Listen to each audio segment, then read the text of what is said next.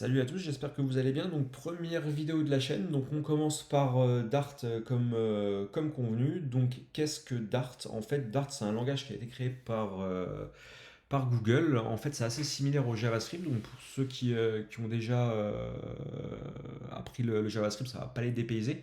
Il y a quelques particularités. Mais voilà, globalement c'est le même type de langage. C'est typé par contre, c'est typé.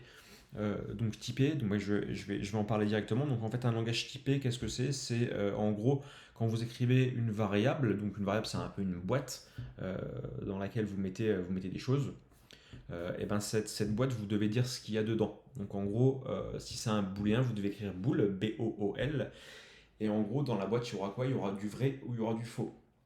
Si par exemple c'est une chaîne de caractères, un mot que vous stockez, une phrase, et ben ce sera une string. Il faudra que vous écriviez string euh, devant la variable. Voilà, en gros, il y a integer aussi, int pour les chiffres. Donc je vais pas rentrer plus dans le détail parce qu'en fait il va y avoir des autres vidéos qui vont suivre et qui vont vous expliquer tout ça. Euh, donc voilà, c'est un langage typé. C'est un langage qui est orienté objet. Donc en gros, c'est un travail avec des classes. En fait, on va diviser on répartit un peu le code. En gros, pour schématiser, on répartit un peu le code dans plusieurs fichiers et c'est plutôt propre en fait ce type de langage. Donc c'est assez bien organisé et c'est très très lisible. Quoi d'autre? Donc, en gros, Dart et Flutter, ça fait quoi? Donc, en fait, j'ai mis trois grosses flèches rouges. Donc, c'est pour dire qu'en gros, vous écrivez en Dart, donc dans ce langage, dans le SDK Flutter. Et que va faire Flutter avec Dart? En fait, bah, ça va compiler dans des langages natifs. Donc, en gros, bah, pour écrire une application Android, iOS, même des sites web. Vous pouvez créer des sites web. Attention, il y a un petit piège, je vais en reparler après. N'écrivez jamais un site web qui a besoin d'être référencé. Sur Google par exemple. Voilà. Et ça peut permettre aussi de générer des applications de bureau, donc Windows et macOS. Donc voilà, je reviens tout de suite donc, sur les sites web. Les sites web, en fait, donc les applications, il faut savoir que c'est des choses qui sont. Le rendu se fait côté client. Donc ça veut dire qu'en fait, si vous êtes voilà, internaute, vous allez sur l'application et c'est vous, donc sur le site web, et c'est vous qui allez générer le code. Donc il y a une exécution quand on arrive sur le site.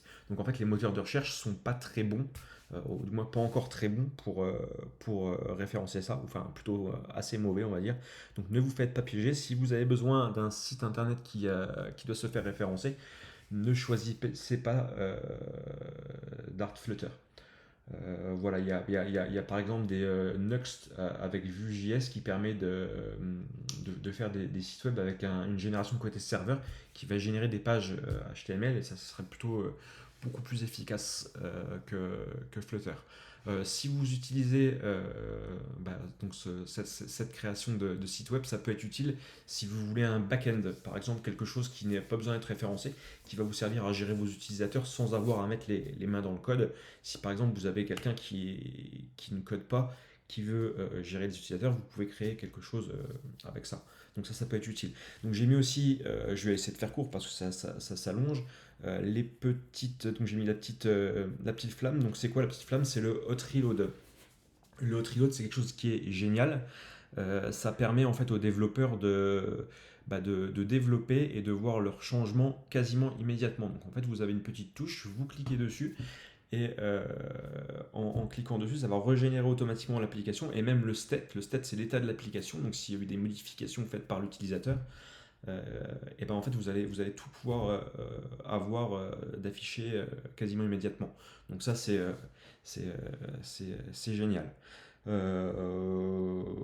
Voilà, c'est à peu près tout. Je pense que j'ai fait le tour de Dart. Donc en fait Dart de toute façon on va le découvrir, ça paraît un peu peut-être confus, mais en fait on va le découvrir tout au long des vidéos, donc section par section.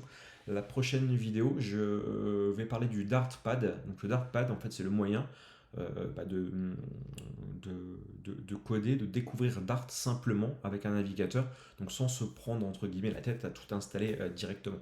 Donc on va le découvrir tout de suite après.